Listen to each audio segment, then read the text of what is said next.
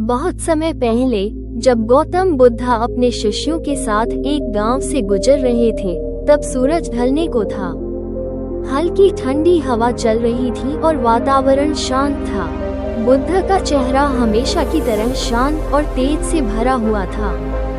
उसी गांव में एक युवक रहता था जिसका नाम आनंद नहीं बल्कि सुदत्त था। सुदत्त बहुत परेशान रहता था। उसके पास धन था, परिवार था, लेकिन उसके मन में हमेशा अशांति रहती थी।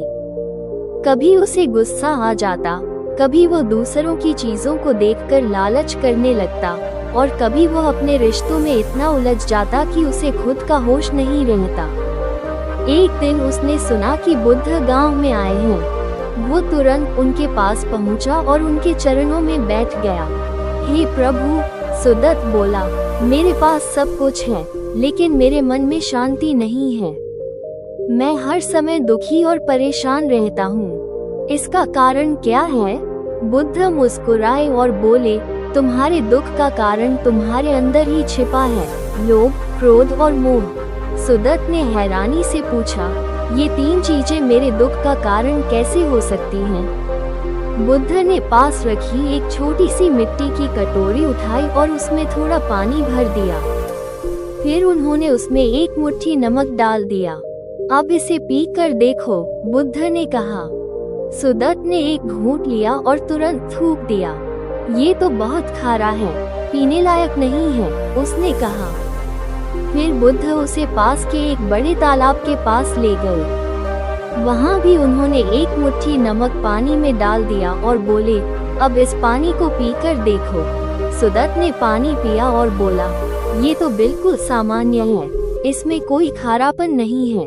बुद्ध ने शांत स्वर में कहा, ठीक उसी तरह अगर तुम्हारा मन छोटा है तो थोड़ी सी परेशानी भी तुम्हें बहुत बड़ी लगती है, लेकिन अगर तुम्हारा मन विशाल हो तो बड़े से बड़ा दुख भी तुम्हें विचलित नहीं कर सकता। सुदत्त ध्यान से सुन रहा था।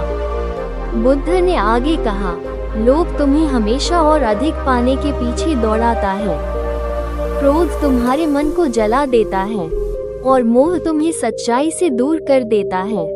तो मैं इनसे कैसे मुक्त हो सकता हूँ? सुदत्त ने पूछा। बुद्ध बोले, पहले तुम्हें इन्हें पहचानना होगा। जब तुम्हें लालच आए तो खुद से पूछो, क्या ये वास्तव में जरूरी है?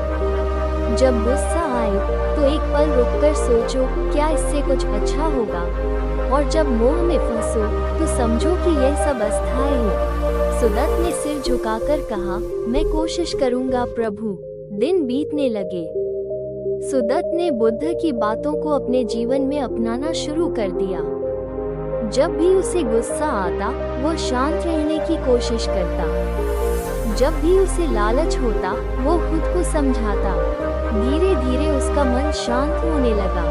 एक दिन वो फिर बुद्ध के पास गया, लेकिन इस बार उसके चेहरे पर एक अलग ही सुकून था।